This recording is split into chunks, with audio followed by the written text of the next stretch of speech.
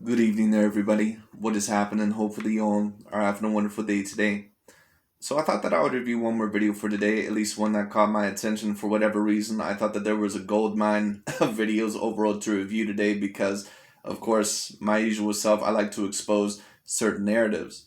Dante's Boxing Nation. Now, you see this recent title. It says in parentheses, big news. Jamal Charlo versus Caleb Plant is what both Caleb Plant and Jamal Charlo want next. Now one has to ask themselves, what does Dante's Boxing Nation overall mean by big news? Does he mean that Caleb Plant versus Jamal Charlo would be a great fight? Keep in mind that Caleb Plant just recently got knocked out by Canelo Alvarez. Now, if you've watched a certain amount of my videos, especially about Canelo possibly facing Caleb Plant and when that was happening, and Dante's Boxing Nation talking about Canelo Alvarez, we all know that Dante's Boxing Nation, he tried to promote the narrative that Canelo Alvarez was facing the weakest links at 168 and that Caleb Plant was apparently this C-class Caucasian fighter. So my question is this. If you think that Canelo Alvarez is avoiding a Jamal Charlo, and if you think that Jamal Charlo is debatably on the same level as Canelo Alvarez, if not above him, because this is what Dante's Boxing Nation always tries to allege. He always tries to allege that Canelo Alvarez is avoiding a Jamal Charlo. And Caleb Plant is allegedly this weak link. He is a person that is a C-grade fighter. Why would this be big news? You should say that Jamal Charlo, that, overall, well, it's a decent fight, but he could have taken a better fight. Why would this be big news? But I bet you money that when it comes to this video, Dante's Boxing Nation is going to claim that this is a very big fight. So let's just see all in all what Dante's Boxing Nation has to say, and let's get into it.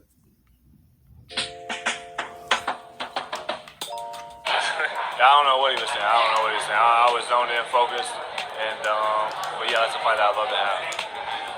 Do you think that's a pay-per-view fight? It don't matter to me. I don't know about that, but that's a fight that I want, and we'll make it happen. You would do it next? Whenever, whatever, whoever. So that's where I'm at. Dante's Boxing Nation, what's going on, guys? So that's what Caleb Plant said to Fight Hype when he was asked about Jamal Charlo basically running up on him when he was getting ready for the Canelo Alvarez fight. Jamal Charlo, he said to Caleb Plant, I'm going to get Canelo and then you next. And that was Caleb Plant's reaction to that when he said, I don't know what he's talking about. Now, you heard Caleb Plant say that's the fight that he wants, but when he was asked, will you fight him next, he didn't sound like he was extremely eager to really fight Jamal Charlo next. So who knows? We don't know if this means that it's a fight that he's interested in right now or down the line, a year from now or a couple of fights after he comes back from his loss to Canelo Alvarez. I feel like Caleb Plant, he really doesn't have a whole lot to lose getting in the ring with Jamal Charlo now since he's already lost to Canelo Alvarez. If you guys notice, normally the way it works in the sport of boxing, when a fighter loses his O, he's usually more willing to take bigger challenges. Of course, and it's very easy to answer that question, and let me answer it because Dante is usually not that intelligent. But when it comes down to, of course, a person is usually able to fight bigger fights usually after they lose their O because, of course, that takes a lot of pressure off their back when it comes down to, and not only that, but they have to prove themselves more now. So Keith Thurman all of a sudden is interested in Terrence Crawford and Errol Spence Jr. when he never was before. Vasyl Lomachenko, after he lost to Teofimo Lopez, now of course he already had a loss in his career, but that was earlier on in his career, and a lot of people will say that there's kind of an asterisk next to that because that was only the second professional fight in his career. Lomachenko then may be willing to face Devin Haney in order to prove himself. Fighters, after they lose a fight, especially a big fight, they're more willing overall to get back in the ring and take that rematch immediately or take another big fight if they can't get that rematch because they say, I still want to prove that I'm a great fighter. I still want to prove that, I'm a decent fighter, that I can win the big fights. For example, Keith Thurman, he wasn't interested in the Errol Spence fight or the Terrence Crawford fight. Yes, exactly. Until he lost to Manny Pacquiao. Now when he talks about an Errol Spence fight, he sounds serious about it. And it's because in Keith Thurman's situation, he was the champion. He liked the treatment. He liked the reception when he was undefeated. But now he has to fight someone dangerous to put him back in that position. Another reason why Caleb Plant doesn't have a whole lot to lose because he just made $10 million losing to Canelo Alvarez. It's so crazy how the sport of boxing works, because if you think about it, not saying that Caleb Plant just purposely went in there and lost to Canelo Alvarez, but in a certain way, he gave his O up to the highest bidder, which was Canelo Alvarez. Because he gave his O up overall to the best all-around fighter within those weight divisions.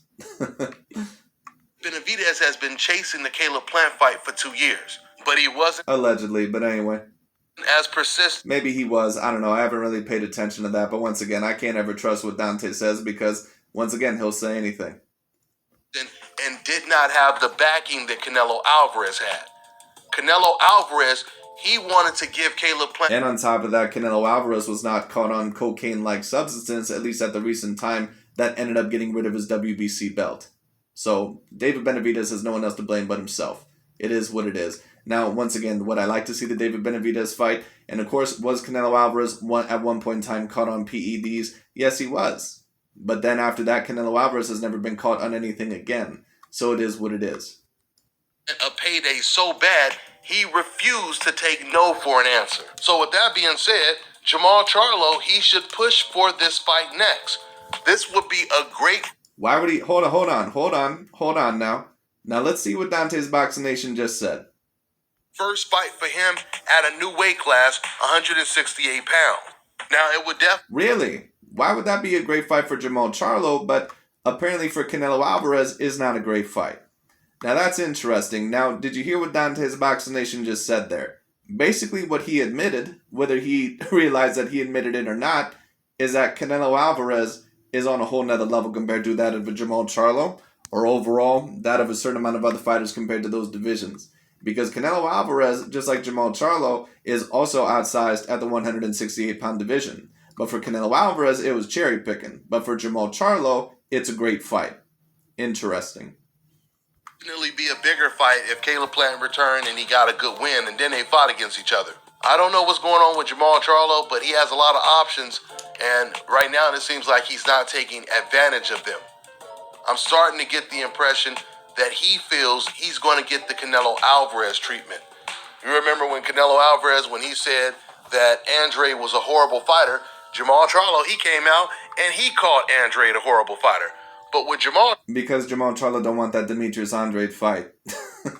Jamal Charlo, really, to be quite honest with you, he don't really want to fight against a lot of A-grade fighters. And this Caleb Plant versus Jamal Charlo fight, in my opinion, it would be very interesting. Unfortunately for Caleb Plant, I don't know if he's going to be the same fighter because he didn't just get knocked out against Canelo Alvarez. He got very brutally knocked out. I mean, he got he got some head damage. But let me not underestimate Caleb Plant here. Caleb Plant's a very decent fighter. He's a person that, you know, I don't think he has A-grade power, but I do think that maybe he has about B to B minus power. And he is very decently slick. If he is anywhere near the same fighter, he could give Jamal Charlo a lot of problems. As of right now, just because Caleb Plant, you know, he did suffer his first loss to Canelo Alvarez, and I don't know if he's going to be the same fighter. We'll see if Caleb Plant beats Jamal Charlo. I'm going to say that it's 60-40 in favor of Jamal Charlo. But I would not be upset, you know, I would not be overall, or not say upset, but I don't think the odds would be upset. I don't think the apple cart would be upset if somehow Caleb Plant did win that fight. Charlo does not understand. Because Jamal Charlo does have problems, especially with higher caliber fighters. Is he's not on the hope list. He doesn't have his hope insurance. So old media and these racist decafs in the comment section, they're not going to go out on a limb to defeat. You know, it's so ironic how Dante's Boxing Nation always calls, you know, people that disagree with him decafs. I don't think you can get any more of a decaf, dumb, casual-ass fan than Dante's Boxing Nation. In Jamal Charlo, like they defend Canelo. I don't think I've ever seen a bigger hypocrite than this dude. This dude will say one thing in a video, basically, and then his next video, it'll completely contradict everything that he said in that video. And he'll look at you with a straight face and just tell you, yeah, that's what I think. Let me give Dante's Boxing Nation some credit. I don't think that there's a lot of people overall who would have the balls to be that hypocritical within a span of 5 minutes. Alvarez, this is truly what Jamal Charlo was thinking. Jamal Charlo has plenty of options right now. Let's also remember all in all that Dante's Boxing Nation loves to always say that Canelo Alvarez only fights fighters that already have been defeated or knocked out or coming off of their worst performance. So why is Jamal Charlo not facing someone right now that apparently is coming off of their worst performance? He has the Andre fight in his own division to unify the belts. He can move up to 168. which he won't take, but anyway. And Canelo, in my opinion, is not super hot on that fight either. So, of course, Canelo is going to have to face him eventually as well. And he can fight against the boogeyman there. And then you would have the two Canelo boogeymen fighting against each other. The winner of that fight puts an enormous amount of... Jamal Charlo really ain't no Canelo Alvarez boogeyman. Canelo does not fear Jamal Charlo. It is what it is. Now, I do think that he slightly fears Demetrius Andrade. He don't fear Jamal Charlo. I think Canelo looks at Jamal Charlo, and I think he says, that dude is going to be a piece overall of fried chicken for me. He's going to be a nice snack. That's what he's going to be. That's what I truly believe. Now, some people say, well, then why hasn't he fought him yet? Because I think Canelo has looked at other opportunities at other weight classes. I think Jamal Charlo is talented, but he don't have the style to beat Canelo. Pressure on Canelo Alvarez to take that fight. Now, I know Jamal Charlo would have to move up in weight to do this, but once again, if he's not going to take the Andrade... Yeah, same with Canelo Alvarez. So how come with Canelo Alvarez, whenever he moves up in weight and faces even possibly an A-grade fighter, you know, it's a duck move or he's cherry picking, but Jamal Charlo, you know, he's facing Caleb Plant, who just lost to Canelo Alvarez, and this is a first grade fight for him at 168. Ain't that some shit? Fight in his own division. That's the only fight he can really take to really corner a Canelo Alvarez, and that's still not going to guarantee a Canelo fight because we know how elusive Canelo is. But man, it would demand, or I should say, it would even force old media to address this Jamal Charlo problem that will not go away for Canelo Alvarez. Well, if Jamal Charlo were able to get past Caleb Plant, I think it would do something for his career. But Jamal Charlo, if he really would want a Canelo Alvarez fight, in my opinion, he should go after David Benavidez or, what's his name, Demetrius Andrade. Because those are two undefeated fighters. Yes. But Caleb Plant, of course, in my opinion, is a very decent fight as well. The options that Jamal Charlo has, I'm telling you right now, if he tries to go the Canelo Alvarez route and pick a Rocky Fielding, the Abney Yildirim, he's going to see the difference of how he... Really? So how come Caleb Plant and Billy Joe Saunders all of a sudden ain't on that level? Like I said, Dante, he can talk all this shit all he wants to. He ain't as stupid as he plays off. He ain't as delusional as he plays off. He just knows that he has to put a narrative out there. You know, someone said in one of my videos the other day that Dante's Boxing Nation is like the CNN of boxing. I don't think there could be an any more accurate statement than that. He's treated versus how Canelo Alvarez when he fights someone like that. In fact, Jamal Charlo has already witnessed the double standards just from his last opponent that he ended up fighting. If he picks another Montiel type of opponent or someone lesser, once again, he's going to find out. How the hell could you get any lesser than Montiel? I mean, shit, that dude was like a C-class fighter. That he does not... I mean, shit, the only way, you know, you could pick a less fighter than fucking Montiel is if you fought someone like an Anderson Gibb. That one fighter who got his ass kicked, I believe, against Jake Paul, you know, who was that YouTuber. Have the complexion for the protection. Shit, maybe Jamal Charlo faces Nate Robinson next, or Ben Askren. He's not going to see those stop hating on Charlo type of comments. He's not going to see articles where writers are saying people are hating on Charlo, right? And once again, like I say, do I think that there's double standards against black fighters in boxing or black athletes in general? There certainly can be. There's no doubt about that. But Dante's trying to make this comparison and say, oh, well, Jamal Charlo, he's going to have to deal with double standards if he faces if he faces a lesser opponent. Well, you're giving him credit for apparently facing Caleb Plant next, but you were completely tearing that fight down for Canelo Alvarez. So what does that really say? Like I said, Dante, he is basically admitting in this video, and I don't even know if he's saying it or not, or if he knows that he's saying it or not, but he pretty much just admitted in this video that Canelo Alvarez is the true number one pound-for-pound fighter and that he's on a whole nother level compared to all these fighters around him. That's basically what he just admitted. So defending Charlo like they do Canelo, he's not going to see this, and I truly believe Jamal, he feels he's going to see it. He's in for a rude awakening. The right thing for Jamal Charlo to do is take that tough, difficult fight, which he truly believes is the most difficult fight, and that's against Demetrius Andrade. So when Canelo Alvarez fans are in the comment section saying, hey, man. So if Jamal Charlo faces Caleb Plant, you're going to criticize Jamal Charlo, right, Dante, just like you criticize Canelo Alvarez? Or are we going to hear some lame-ass excuse? Like I said, I actually don't mind if Jermall Charlo faces Caleb Plant next. I actually think that that's a decent matchup, even though, personally, I would say that the David Benavidez or Demetrius Andrade fight, of course, would be better for him next because, as of right now, I don't know really how damaged Caleb Plant is because he got knocked out pretty damn bad. But we'll see what happens. Why don't these black guys just fight against each other and leave the Mexican fighters alone like Canelo Alvarez? Why won't Charlo just fight Andrade? Why won't Floyd Mayweather just fight Lara? Do you guys remember that? When these fans... That actually would have been a great fight. That was actually a fight that I really wanted to see at the time because I don't think I've ever seen Floyd. That's really the only type of style that I've never really seen Floyd against. I've never really seen Floyd against a very, very defensive, slick type of style like against Araceli Lara. And Lara would have been a little bit bigger than him. That would have been a very, very interesting fight. You should say the same thing. Lara, of course, if you've watched my past videos, Araceli Lara has been one of my favorite fighters to watch for the past, I don't know how many years. But, you know, I have a thing for watching the Cuban fighters as well. Lara, in my opinion, as I've always said, Lara, out of all the Cuban fighters, you know, gold medalists or, you know, ones that have a very great amateur background, I think Lara was personally the most skilled out of all of them, including Yuriorkis Gamboa and Guillermo Rigondeaux. That's how talented and skilled I think Araceli Lara was. Once again, when it comes to Mayweather and Lara, it was so hypocritical because the whole thing was Golovkin was avoiding Lara. Golovkin had been avoiding Lara for the longest. Now he would fight Willie Monroe, who was a southpaw like Lara. I agree with that. Araceli Lara, you know, he called out Golovkin a multitude of times, and Golovkin did not fight him. I agree with that. And moved around like Lara, but the difference was Willie Monroe, he had no power. He had about 6 knockouts, and of course did not have the experience or skill set that Erislandy Lara had, right? I agree. So when Lara would call out... But Dante, you seem to be smart enough for that, but then when it comes to Gervonta Tank Davis versus Isaac Cruz, you basically want to compare Isaac Cruz to Mike Tyson.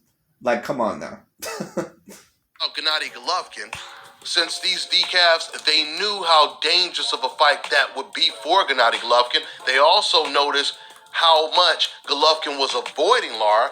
What did they start doing? The same thing they do today. Why don't the black guys just fight against the black guys and leave our fighters alone? Why doesn't Lara fight Floyd Mayweather? But yet they call Floyd Mayweather boring. They call Lara boring, but then they wanted them to fight against each other. You see how they contradict themselves? It's their way of acknowledging how... Well, I agree overall with you that a certain amount of fans that especially don't want the black fighters on top, that they may do that. But Dante, you're a person overall that's basically turned inside out. You're a pro-black when it comes down to it, that basically doesn't want anyone but the American or black fighters in general when it comes down to it, like an Araceli Lara, who is a Cuban, an Afro-Cuban, of course, an extraordinary fighter. In my opinion, of course, his career probably did not pan out as great as it probably should have been, but it is what it is. You know what it is with the Cubans. They end up, you know, kind of getting jobbed with some of these fights anyways, but it is what it is. Anyways, when it comes down to it, all in all, like I said, Dante, he seems to be intelligent enough overall to say that about Gennady Golovkin or Canelo Alvarez if he's allegedly ducking someone. But when it comes to Gervonta Tank Davis or Deontay Wilder, all of a sudden his common sense is completely thrown out the window. Talented and skilled these fighters are without giving them the overt credit. I mean, what they're really saying under their breath is you black bastards have everybody. You got Gervonta Tank Davis, Jerron Ennis, the Charlo brothers, Errol Spence, Terrence Crawford, Devin Haney, Shakur Stevenson, Stephen Fulton, Demetrius Andrade, etc., etc. Why can't you just let us keep... Yeah, but you're naming off a lot of fighters that, in my opinion, would not beat a lot of the A-plus fighters. I mean, when we talk about just black fighters that, in my opinion, at least today, that are in their prime and that are A-grade fighters, I'm talking about possibly A-plus fighters. You know, I'm thinking of Terrence Crawford, Errol Spence Jr., and Gervonta Tank Davis. You know, black fighters, of course, can tend to be the most talented fighters in all of boxing, but that doesn't mean that in every single division that they just own that division. Let's take a look at the heavyweight division. Who's the best fighter there? It's either Alexander Usyk or Tyson Fury. Both Caucasians. When you take a look at the cruiserweight division, right now, you know, Alexander Usyk is pretty much there, and Maris Bradis, or whatever the hell his name is. When you take a look at light heavyweight, it would be Archer Beterbiev. You know, when you take a look overall of weight division below that, pretty much anywhere from 154 or probably 160 to 175. Those are probably Canelo Alvarez's weight divisions, but especially 160 all the way up to 168. Those are Canelo Alvarez's weight divisions. If you talk about 154, right now it would have to be Jamel Charlo. 147, of course, Terrence Bud Crawford and Errol Spence Jr. 140 pounds, Josh Taylor. 135 pounds, anywhere from 126 to 135, that would probably be Mr. Gervonta Tank Davis. And the weight classes below there, of course, you have Naoya Inoue and a few others. So this narrative that black fighters, that they're just all around the most dominant in the sport, at least as of right now, I don't know if you can really, 100% prove that narrative because it's so mixed right now. But it is what it is. Canelo Alvarez. I mean, you guys already took his O away by putting... But like I said, when you talk about the most dominant black fighters on the planet, at least in terms of boxing, there's 3 black fighters, or maybe 4, if you want to count Anthony Joshua. There's about 3 to 4 black fighters that I take a look at right now and I say, wow, they're really next level. One is Terrence Crawford, another one is Errol Spence Jr., and another one is Gervonta Tank Davis. Those are the ones that I really take a look at and say, those guys have the potential to be A-plus fighters. When I take a look at Latino fighters overall, or ones of Mexican or Latino descent that have the debate to be A-plus, I take a look at Canelo Alvarez, and I mean, there might be a few others that maybe I'm missing, but besides Canelo Alvarez, I don't even know if I can mention another one. It's pretty much just Canelo Alvarez. When I take a look at Caucasian fighters that have the debate of being A-plus, there's Tyson Fury, there's Alexander Usyk. I think Josh Taylor is very talented, but I don't know if I would say that he's A+. I would think that he's A to A-, but we'll see with that a little bit later on. And then, of course, you have debatably Vasily Lomachenko. He's kind of in and out of the ranks, but we'll see what happens with him a little bit later on. And then, of course, when you talk about the Asians, the only one right now that would debatably be A+ would be Naoya Inoue, but I just need to see him in bigger fights. So we'll see what happens. Him in the ring with an old-ass, small Floyd Mayweather. Now you want to put him in there with the young guys, too? This is what these fans and old media have been saying about all of the fighters on the hope list, from Oscar Valdez to Ryan Garcia to Jaime Munguia to Teofimo Lopez before he lost to Kambosos. And now they're doing it with Kambosos. It's the new boxing MBF league at the end of the day. This is and some people may mention, Kambosos overall for the Caucasian fighters. I think Kambosos is a decent fighter, but I don't take a look at him as next level. I think that he's an A- fighter. Exactly what Chris Mannix has been doing from DAZN. Chris Mannix is the new Grand Wizard of the DCAS. He took the title from Jim Lampley. Chris, who interviews all of the middleweight, at least the middleweight champions, whenever he would interview Golovkin or Canelo, he would make sure never to mention Charlo or Andre's name. If he's interviewing Canelo, he will only mention Golovkin's name and vice versa. But then, whenever he's interviewing Demetrius Andrade, he would only mention Jamal Charlo's name. In fact, it was one time when Demetrius... Well, Dante, listen, I understand your point to a degree, but you know what? for you bitching overall that, Jamal Charlo and Demetrius Andrade are so avoided, what's the problem with them fighting each other? That should be a perfect fight for you because apparently you want the best competition for them. Andrade was fighting, and Chris was dissing Andrade as he was fighting. He was like saying, see, this is the reason why Golovkin doesn't want to fight him, because he won't engage with his opponents. Even though we know that Golovkin has been in there once again with fighters like Willie Monroe and Steve Rose, etc., etc. So I think Golovkin, once upon a time, was a very decent fighter, and I think that at one point in time, he would have also been on that A+ level. But Golovkin at this point in time, he's mincemeat. He's pretty much done. I have not been really impressed with Golovkin for the past 2 years, but we'll see what happens. But of course, if you're a champion, that means that you still overall have, what the hell is the word that I'm looking for? That means overall that you need to face the best of the best if you're going to hold one of the belts.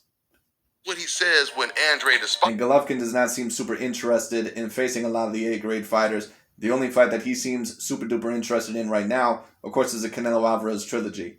In my opinion, Golovkin, unless he is going to face some A-grade fighters next, he probably should just retire.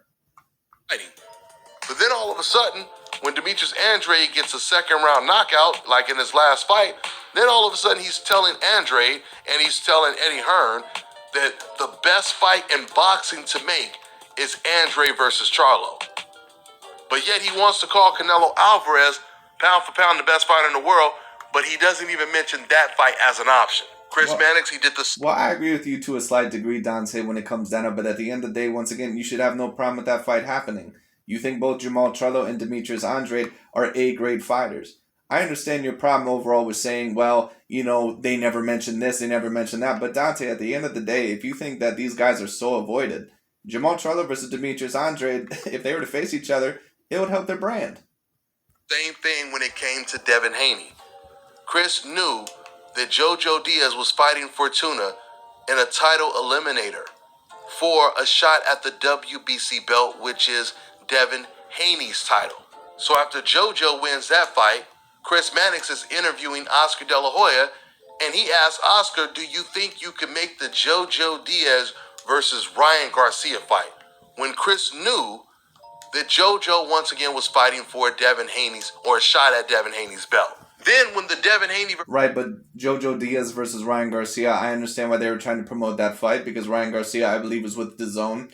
And Ryan Garcia is a person that they're really trying to let... Like, Ryan Garcia, what he really reminds me of, he reminds me kind of like of, if you guys watch UFC, he reminds me of like the Sean O'Malley of the UFC. He's very highly unproven. You can see that there's some talent there, but he does have to be matched somewhat carefully. And a JoJo Diaz versus, Ryan Garcia fight, that would have been a great fight. That would have been a very big fight. It would have been between two Mexican-American fighters. It would have been between two young guns. And it would have been very interesting to see. But of course, that fight's kind of ruined now because JoJo Diaz, he ended up recently, well, I won't say that it's ruined. I suppose that it could happen because it's not like JoJo Diaz ended up getting completely beat up against Devin Haney. He just, in my opinion, kind of fought a little bit scared, but it is what it is. But that would be a very interesting to fight, to see how Ryan Garcia would handle a somewhat defensively responsible and talented fighter like a JoJo Diaz. I don't think that JoJo Diaz is an A-grade fighter, but he's a solid B-grade fighter. Versus JoJo Diaz fight gets signed, and it's only weeks to the fight. All of a sudden, the truth comes out from Chris Mannix, and he says that it's basically a long shot for JoJo Diaz because he says Devin Haney has the skill set, the potential to end up becoming pound for pound one of the best fighters in the world. So he told him... I think Devin Haney can make the top 10 pound for pound because I think that he has some physical advantages over certain opponents at the 135 pound division. But I think that Devin Haney, I think that he's going to become pound for pound kind of like how Josh Taylor has become pound for pound. Don't get me wrong, he'll deserve to be on the pound for pound list, if he gets there, but I don't think that Devin Haney, he'll become a pound-for-pound fighter because, in my opinion, he's necessarily an A-plus skilled fighter. Kind of like Josh Taylor. I think that Josh Taylor, the division, of course, is still very talented, but when I take a look at Josh Taylor, do I see him on the same level as an Errol Spence Jr. or Terrence Crawford? No. On himself. He basically admitted this was the reason why I wanted to see JoJo versus Ryan Garcia in the first place. Because if he got in the ring with Devin Haney, the wrong guy might end up winning, and that's exactly what happened. So we know what time it is. And to answer the question of the Canelo Alvarez fans when they do say, why don't the black guys just fight against the black guys? Charlo fight against Andrade. Well, the reason why they're not doing that, at least not first, is because they do know that Canelo Alvarez is an easier fight, and he's the one that's being praised the most. No, they're not. They're not calling him out first because they know that he's the easier fight. It's because everyone wants the golden goose. It's just like overall with Ronda Rousey or especially Conor McGregor. They take a look at Conor McGregor and they say, all in all, even if he is a very dangerous fight, this is a dude, all in all, and I'm talking about him during his prime. But even now, when he's not really even that good of a fighter anymore, people call out Conor McGregor constantly because they know that it'll do something for their career. Or they'll call out a Nate Diaz, even if he's not ranked that highly anymore, because they know that beating someone like that, especially with a high profile, that it'll do something high for their career. Canelo Alvarez, everyone realizes that he's not an easy fight for anyone, but they would possibly, if they were going to get their ass whooped, either against Demetrius Andrade or Canelo Alvarez, they'd rather get their ass whooped against Canelo Alvarez because he's highly more known and they're going to get more credit for possibly beating a Canelo or losing to Canelo than he would a Demetrius Andrade or a Jamal Charlo. That's just common sense. See, you guys can't have it both ways. You can't call Canelo Alvarez pound for pound the best fighter in the world and then criticize someone for wanting to fight the guy who you say is pound for pound the best. Now, see, if you had any common sense and you weren't being so biased... Dante, don't talk about common sense because you don't have any common sense. You don't have any common sense. I just reviewed 2 videos by you today where you completely contradicted yourself, but it is what it is. Or maybe not today, but another day. then you wouldn't have Canelo as the best. And then it would make more sense when you say things like, why doesn't Andre fight Charlo? Because they were always better than Canelo in the first place. If you say something like that, which would logically make a lot more sense, then it wouldn't be so. Well, the thing is, overall, is that Canelo Alvarez, of course, in my opinion, should take those fights eventually anyway. But if you truly do believe, and this is why, in my opinion, I've said this before, if you do believe all in all that Canelo Alvarez is avoiding you, it would do you some justice, all in all, to fight a Demetrius Andrade if you're a Jamal Charlo, or a David Benavidez, a Caleb Plant, one of those guys. Just someone who's higher profile. Damn easy to. Because eventually, if Canelo Alvarez still refuses to fight you, if you believe that Canelo is avoiding him, and if you fought a couple of A-class fighters, if you've won a couple of those big A-class fights, people are going to take a look at Canelo Alvarez and say, why are you still not fighting this guy? Exposed. Because that's what Errol Spence Jr. did.